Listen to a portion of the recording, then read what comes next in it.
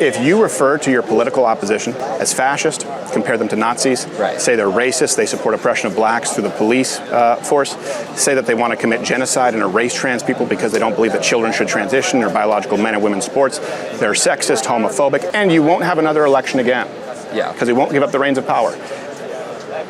If I believe that, I'd be in the street with a gun. If we want to tackle the root cause, our efforts should be on that, right? Should be on spreading Jesus and like his message and what he taught. This is why I wanted to talk with you about this, because we are kind of a house divided around this, but also I think we're a church divided and a country divided. They'll get into it in a second, but like, what's the role of pacifism, turning the other cheekism, versus actually defending the type of culture that allows you to be able to preach the gospel? What has changed recently is there's been more hatred in politics. I guess, can we kind of agree with that?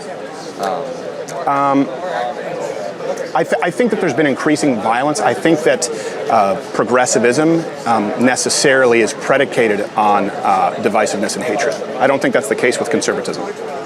Interesting.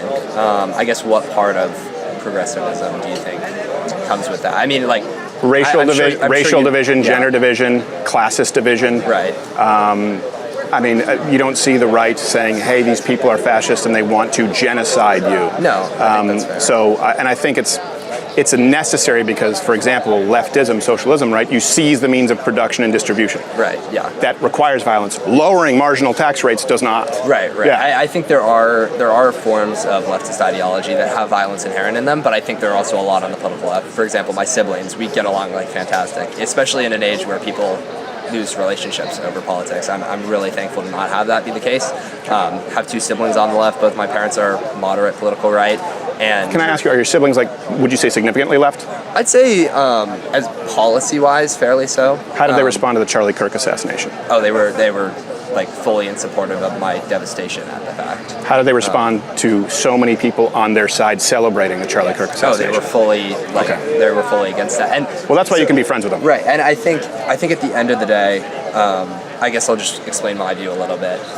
As someone who's a man of faith and trying to kind of get less into the political sphere and more towards like, how can I be bold in my faith? Mm-hmm. I don't see political violence as the problem. I see it as the symptom, and I think the problem is our lack of religion. And I think in order to then solve that problem... Lack of what? Religion. Our lack of religion, yeah. Which I think he means Christianity. Right. We need to kind of tackle it from the roots. And I know one thing you talk about, for example, is... I don't disagree with that. Yeah, I think like we see a lot of crime in inner cities, right? Especially with young kids. That's not the problem. The problem is fatherlessness, right? And the crime is kind of the symptom of that. I think I kind of see this in the same vein, right? Where we see this increasing political violence, and we have the question of like, how do we solve it, right? And I know I heard you kind of talking before, and you said like, well, it's on the left to solve it. But I think on the left, what was that? That it's on the people on the left to solve the violence problem. No, I said it's I said it's incumbent upon them to take accountability for it. Yeah. And just even because I want you to continue, but if I may address your point, yes, I do believe that godlessness is the root. Is that what you're saying? Right, the root cause of it. Okay. Who seeks to replace faith in the Father with the state? Who seeks to replace God with the state? I mean, I think it's the ideology of atheism more so than it is a political. No, it's a political ideology of the left. If you look into Marx and Engels, I mean, I think that's a symptom, though. Well, but that is the goal of leftist policies, right? Is replace God with the state. State is your God. Yeah, I mean, it's the root of the left. In some vein, I think that's true. But again, I think religion comes first, and then politics outgrow. Why do you think he can't clearly just say, yeah, that's the aim of the left? He's like, yeah, some camps. That's the aim of some camps. I don't know. He's resistant to that for some reason. Yeah, maybe he is resistant to the idea that like the left always and only seeks to replace the state or God with the state, and the right never does that. Maybe that's his pushback. But let's see where it goes. From that, and it's interesting. So one thing, when Charlie was shot, I was devastated, especially as a young conservative man. It kind of really hit close to home because like I was like, he was like an older brother there to me, right? Like it was like just like a shocking moment, and like seeing people celebrate it, I was like, they'd celebrate my death too if they cared enough, right? I'm not relevant, but if I was relevant, they'd celebrate my death too. Yeah. And I caught myself in the day after. I go, I don't know how we can live with these people, and I'm kind of mad at myself for saying that. And the reason is, why? Jesus never lived like that, right? What do And you his mean? followers never lived like that, right? They endured persecution as the cost to spread his message.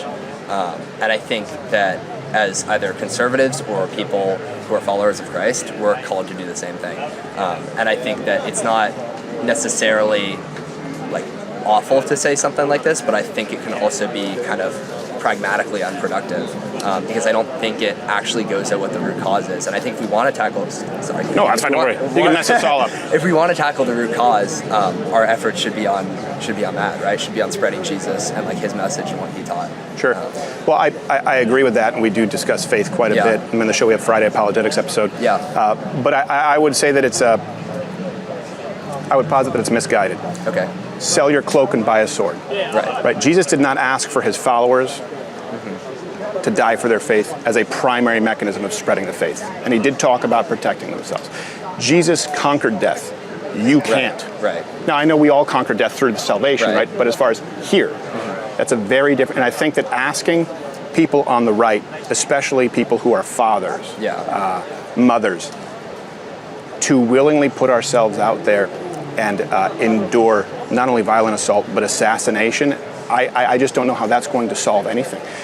Maybe you would have a point, and I don't know that I would agree theologically, if after the death of Charlie Kirk, if the left, and I've been saying this, the off-ramp for the left was saying, okay, look, we said that these people are fascists, we said that they're Nazis, we said, and people out there, my God, believe them, we're really sorry, we need to tone this down. Instead, you saw a gleeful celebration thereafter. Polls that show a majority of those on the left believe it's somewhat to completely acceptable, and then blaming the right for violence and saying, you guys need to tone down the temperature. There is no living with those people in their current state until they change. They need to be redeemed. And I understand they need Christ to redeem them, but we can't be sitting ducks. I think Christianity is the opposite. It's as the sword is pointed at the Christian, how they respond to that is the power of the advancement of the kingdom. Yeah, I think they're kind of arguing for two different things right now. Stephen is asking the question, how do we maintain our civilized society? And the other, the student, he's saying, what is the response of a Christian? We should be ready to face death for, what we believe in. Yeah. And I mean, I take issue with what Stephen says a little bit, where he says we're not called to die as a primary means of, spreading our message. I mean, isn't that kind of what Jesus said, to take up your cross? And he predicted, to Peter that you're going to go where you don't want to go, and you're going to basically be martyred. I don't know if it's a primary means, but it is a inevitability for a lot of for Christians in this world. Yeah, exactly. I think they get into this in a second, but essentially I agree with you. Like, on one hand, we don't use the sword to advance the kingdom. We're not Islam. On the other hand, we want a society that allows for the human rights to exist that were given to us by God. We want a society where we're free to preach the gospel. We want a society where human dignity is at an all-time high. And so that's what we should step into the political arena, vote accordingly, and be willing to do everything that we can in order to promote a society that allows for human flourishing and the proclamation of the gospel. But it is almost like two different goals that they're describing. Mm-hmm. Right. Let's see where it goes. No, I mean, I don't think it's wrong to defend ourselves, but like if we look at how the apostles taught, right, I think all but one were crucified or exiled for their views, right? Jesus said, not you might undergo persecution. He said you will go under persecution if you follow me, right? I mean, baptism is referred to as joining Jesus in death, right? We have these we have these very strong, either depending on the situation, metaphors or direct instructions that we will undergo persecution. And the reason that we're able to do that is we know that we're saved through Christ, right? It's the most beautiful thing, right? And I understand, but this is one thing where I do get off with a lot of modern Christian theology. Right. And I think that you'll probably find more consistent teachings like in Orthodoxy, for example, and I'm not Orthodox or even, what traditionally the Catholic Church, I know there's been splinters, is no one is called to die. No one is called to die. I shouldn't say no one. We are not called to die as a primary means of spreading the gospel. And right now, Charlie Kirk, let me put it this way, he was hunted. Yeah. By definition, he was hunted, just as I have been hunted. And your one viral tweet You're one viral video, one post away from being hunted yourself. And for us to say, well, let's just deal with them in love. When you look at systemically, right, we'll use the term the left does. Systemically, people who commit violent crimes against us, they're released on the IOU policy. Yeah. Right? Cashless bail. Hey, you're not fit to stand trial. Think of Irina Zarutska before Charlie Kirk. That guy was out 14 times. George Floyd, I believe, was 6 or 9 times. Yeah. It is an evil, evil ideology that has permeated the halls of our institutions that does need to be dealt with. And I don't think we can deal with that by just turning ourselves into martyrs. I'm willing to be a martyr. Yeah. I don't want to be. No, I don't think you should necessarily want to be. But I think if we're both looking historically as to how the gospel was spread, it was spread through people who were willing to die for their faith. Sure, willing to die. In fact, I see it in the same vein as... Stephen, right? I was named after the first martyr. Right. I'm like, thanks, Mom. I'm Andrew, so also understand. Yeah. No, I think that... Sorry, just kind of losing my train of thought. But That's okay, brother. I get it. Yeah, so both how the gospel was spread historically through people who were martyred, and then also in kind of modern examples, right? A necessary sacrifice of being a man is being willing to die for others, Sure. right? It's not that we want to die for others. It's not that we shouldn't defend ourselves, right? And I think one key thing is, like, Jesus loved everyone, but the way he loved them was not through being passive, right? Right. I mean, very clearly, the way he loved people was by unequivocally telling them the truth, right? And he didn't back down, right? And it got him killed for telling the truth, right? I really like this kid, because I think the point that he's making here, for a second I was like, oh, he's kind of, his view might be a little bit reductive or problematic in the sense that it's like, don't actually contend with lies, don't defend what is true, just, kind of just be love, be kind, don't ever put your neck out there like Charlie Kirk did. But I love that if he's saying basically here, we're not going to use the sword we're not going to turn in our cloaks and pick up the sword as the way of advancing the gospel in the kingdom, but we are going to, and we need to, use our word, the tongue that we have that can communicate the truth and actually push back against lies and say, this behavior is not acceptable. This ideology is not going to promote human flourishing. It looks like it will, but it is a trap. Don't take the bait. Don't participate with lies, like Alexander Solzhenitsyn famously said. And I think that the fact that he layered in that is something that I really respect him for. Yeah, absolutely. I don't think that they really disagree. Like I said, I think they are arguing for two different things. I think Stephen is saying we need to point out the violence of the left. We need to wake people up that, hey, when you call people Nazis, you radicalize people into wanting to commit violence, and we need to address that, and the left does need to take accountability for that. So Stephen's aim is to just, he wants to maintain a civilized society, and I think what's rubbing him the wrong way is that there's kind of an improper emphasis that's being given to that by the student. I think the student is focusing on the fact that we all need to be ready to die for our faith, and Don't worry about that. that is a given. Like, I think Stephen should have just agreed to that from the get-go, instead of maybe pushing up against that. Because what Stephen hears is sit back, don't do anything, let them kill us, which if we do allow that and we don't object to that at all, that's not loving to our fellow neighbors, Yes. more that will end in more death. But he also loved everyone, even those who hated him, right? I mean, he spoke out against the Pharisees, he spoke out against other religious hypocrites, he spoke out against those committing sins, right? And I think the same form of love that he practiced is what we should try to practice within that, because at the end of the day, this violence is going to keep continuing. Yeah. And Do you mean like sitting down at a table and allowing anyone who will discuss it to listen, having a dialogue like this? I think you're doing exactly what Because we get killed anyway. Right. You know what else Yeah. you need to be willing to do? Not just willing to die. Yeah. Willing to fight. Yeah. Willing No. to kill if it comes to it. I'm not talking about going out and killing people in the streets. I'm talking about you are called as a Christian man. I'm assuming you're not married. Correct. Otherwise, you just moisturize. Not yet. You are called to protect your family with your sword. You are called for righteous violence when needed. And people have misconstrued what I've said, where I've said it is time for ruthless, lawful defense. And what I mean by that is I've been attacked so many times at these things where I've said, not anymore. We're not going to allow it. I don't know if that milkshake is strawberry, chocolate, vanilla, concrete, or acid. Yeah. I agree with you. But just like a father who loves his child, you spoil the rod, you spare the child, right? Right. We love this country, and we see an evil permeating it. Yeah. And speaking truth sometimes is uncomfortable. Yeah. And we got to keep our chin down and hands up. Right. And I don't think we have any disagreement. And I don't think that this statement is unproductive. It's the truth, and the truth is merely the truth. Yeah, I mean, I think that, I'm not saying that telling the truth is not productive, but I think at the end of the day, you do have to go to the roots. And even if, let's just say we all carry guns around. As Christian men, we defend our families, right? If we still allow atheism as an ideology to become widespread because we don't have these conversations, which I think what you're doing right now is like exactly what we need to be doing. Oh, right? good. Oh, and it's totally what Jesus did, right? He talked to everyone, right? He said, I'm here. Come talk to me. Right? I don't know if Jesus ever sat down with a self-identified bionic furry, but times change. No. But I mean, he talked to the Samaritan woman, right? Yeah. I mean, she was like, "Why are you even talking to me?" Right? I'm a Samaritan. You're a Jew. And so I think like he was willing to have the tough conversations. He was willing to spread love to everyone. And I think in our current context, if we simply go around, we fight using the sword, right? It's not necessarily about... Well, I'm not advocating that. No, and we should defend those who matter to us, and we should defend ourselves. But at the end of the day, if we don't tackle the root problem, it's just going to get worse. And that's what Charlie was trying to do.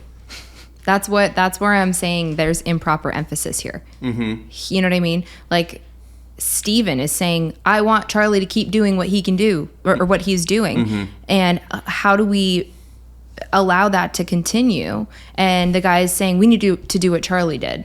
You know what I mean? Yes. Are you seeing that? I am seeing that, and I'm also agreeing with the students' emphasis on we have to actually address the deeper worldview questions, right, which Charlie was more and more and more on a trajectory to do. You know this, but for the audience, he was trending towards biblical answers, theological roots of the sociocultural problems. Right. Rightfully so. And I think the student is on the money, where if we only ever talk about things at a policy level, we're never going to understand why at a core level there is disagreement in the first place. Right. You have to go to a spiritual level. In fact, I don't know if he probably didn't watch my video, but in the video that I did with Frank Turek, that's exactly, like literally word for word, exactly what I said. We don't actually have primarily political problems. We have spiritual problems with political symptoms.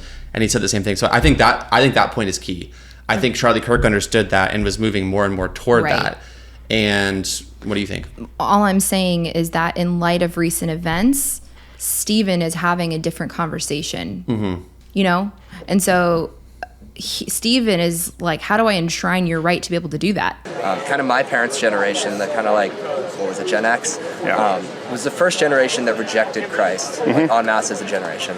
But they still accepted the moral precepts. I'd say the baby boom, because a lot of them turned it into weird Christian hippie shit. Yeah, right. You know what I mean? No matter who we said it was, but they were the first ones to reject it, but they still accepted the moral precepts that Christianity taught, right? They still accepted we're all human beings, murder's wrong, theft's wrong, sexual immorality is men are men wrong, men are men, right? Still accepted by that generation. This new generation is saying, if we don't believe in God, we don't have to believe in any of that stuff. And I think that's the ideology that's resulting in this political violence, right? Because it's the ideology. Well, I would take it one step further. It's the marriage of that ideology with government as a means of enforcing it. And that's Marxism, that's socialism. And that's why if you look at the left, the modern political left, it is deeply anti-God in every facet. It says there is no such thing as a life until literally it's outside of the vaginal lips. Not even, by the way, and I don't say that to be, and I think we should be shocking as Christians truth, because we're not even just talking about in the uterus. Literally until it leaves the vaginal lips, it's not a life. And sometimes, we saw Governor Northam, even afterwards, we might allow that child to die. We should allow children to mutilate their genitals, right? Beyond puberty blockers. Not only that, we should take children away from their parents if they want to protect them and hide them in Minnesota where the parents can't find out about them. This is deeply evil, and the means of enforcing said evil is the state, and the only side interested in doing that en masse is the Democrat Party and the modern political left, and so I don't think you can separate the two. And my only disagreement, it wouldn't be disagreement on I don't think anything as far as our precepts, is on the methodology. There's a big reason that Gen Z has become more conservative, and a big reason for that is that people like myself and people like Charlie Kirk and a lot of people who sort of, spearheaded this, we were no longer concerned with offense. The church was very feminized and very concerned with keeping the tithes in because women brought their kids to Sunday school, and you know what? We don't want to offend anyone, and I think being curt but honest and blunt and having a backbone has resulted in a lot more headway than this sort of agape love Christianity. And it doesn't mean that you don't love people. But this conversation, I used to get more letters from Christians when I would start this exact kind of thing, saying, you know that's going to offend people. I don't give a shit. No, and I don't think it's wrong necessarily. I think that it would just be more helpful to, I guess, kind of tackle what I see as the root cause of all of this. In being the rise of atheism, because at the end of the day, if we just treat the symptom, right, it's what the welfare state did, right? It treated the symptom. Sure. But if we don't tackle the problem, and if we do both at once, I think that's great, right? If we say, I think that's what I think. We need to do both at once. So I suppose the inherent statement, because I do see a lot of political violence on the left, that statement is not necessarily wrong. I just don't think it's the whole picture, and I think the accompanying statement must always be made that this political violence and hatred comes at the root source from the idea that we don't have a God, there's no objective morality, and that's what's resulting in that ideology and that hate. Because I agree with the root cause of it. The problem is you can't argue that with someone who simply rejects the precept of God. In other words, you have to meet them on their territory and gradually pull them over to this concept where you can get them to agree, and I'm kind of good at this. You can get them to agree on some terms, for example, political violence. You can get them to agree on certain policies and then ask the why. And for example, I sat down, my favorite change my mind that I ever did, I had a girl sit down, because I'm pro-life, change my mind. And she said, well, I don't know why you would judge me. I had to have an abortion. I didn't have a choice. I said, you did have a choice. I said, you know what? You're going to meet that child in heaven one day. She came back on the show 2 weeks later via Zoom, and she'd become a pro-life activist. Praise God. But I didn't start with something that she wouldn't hear. So this is to start the conversation, and then the conversations result in this. But I will say, I assume you're raised in the church? Or raised with a Christian family? Yes. And SMU is relatively moderate as far as schools. There is a cold, dark world that awaits you, and I want you to put the armor of the Lord on. I'm from Connecticut. Okay, all right. This is where I totally agree with Stephen. We've got to stop it with the false equivalency. We've got to stop saying Jesus isn't a Republican or a Democrat. He's totally other. That's totally true. But in light of all of the receipts that he just showed that are coming from one particular direction, I do think it's important for us as Christians to say, this is really, really evil and wrong, and it's actually not symmetrically distributed across the political spectrum. We have to be honest about that and shed a light on the source for these really, really evil doctrines. Go for it. Yeah, I think this this young man, I mean, it might be wrong to psycho and analyze him, but I think he has some kind of resistance to painting the left as godless and immoral completely. I don't know, because I think Stephen is trying to stress the importance of helping people understand how godless they are and how it goes hand in hand. It's part and parcel with that ideology. And I don't know, the student seems to be a little bit resistant to that. I think I know why though. I think it's because at the start he talked about how he has family members who are on the so-called left who are grieving with him. He didn't say they were grieving with him. He said they were sad that he was sad. They were sad that he was sad, which is different. And they were on his same page in terms of condemning the celebration of it. So I think the reality is that it is nuanced. I'm not saying that there aren't exceptions. I'm not saying that there aren't there's not a splintered perspective on the left. It's not a giant monolith. If you vote a certain way, you are this kind of person, obviously. But I do still think it's valid to address things in terms of overall, or like where is the scale tipped in terms of the weight of where these types of things are coming from. Let's account for all the exceptions. His family sounds really classy and really cool. That doesn't override the trend of this type of violence, of these types of truly evil ideas like the ones that he just listed, coming from a particular part of the spectrum, of the political spectrum. I think that's maybe why he's resistant, but also why that individualized resistance is invalid in the context of the big socio-political problem. I'm telling you, this kid is onto something. That's why I wanted to show this video with you, because I don't think he's right on the money though. Okay, where's he off? I think he's doing we disagree because That's why I wanted he's to do this with doing you. the Kellerism. He's doing the third wayism, which I think is flawed. Well, then if that's true, then why is he saying both? But he's not emphasizing we need to do both. He's kind of really emphasizing one side. And he's kind of conceding that, we kind of should do both. Yeah, we should still do that. But the most important thing is we do this. You know what I mean? Does that make sense? But do you think that so this is why I wanted to talk with you about this, because we are kind of a house divided around this, but also I think we're a church divided and a country divided as well. So I think it's important just to process through. That's why I wanted to do it this way. Can you talk about what Kellerism really quickly is, so just in case people don't know what it is? You go ahead. Kellerism is kind of a new term that's been coined through the strategy that Tim Keller used to reach people. And his idea, if my memory serves correct, is that if you just preach the gospel, focus on conversion, focus on just making sure that you're discipling people and converting people, and you don't need to necessarily go into the political and cultural issues because that can be too much of a turnoff and you might be turning people away. Once someone's converted, the Holy Spirit's going to do the work of getting them to have the right ideas about society. And I think that that's problematic. I think that it's problematic in the sense that, one, it's a broad prescription for an entire country because Keller was massively influential. And I actually don't think that the discipleship really happened. I think people just glommed onto that idea of third wayism. Oh, so it's not left or right, it's Jesus. It's not horizontal, it's vertical. And to an extent, again, I agree with that in that sense. Well, what is discipleship though? Discipleship is, hey, we're Christians now. This is how we think Christianly about this issue. Yes, and that would be the critique that I would share is discipleship happening in a holistic way? Yeah. Have we failed as the American church to bring people into all of these conversations and explain, here's what human beings are according to the Bible, and here's what the culture is saying that we are. This is two different pictures. Here's when life begins. Here's when the culture says that it begins. Here's the two types of people that God created. Here's the amount of types of people that the culture says that exist.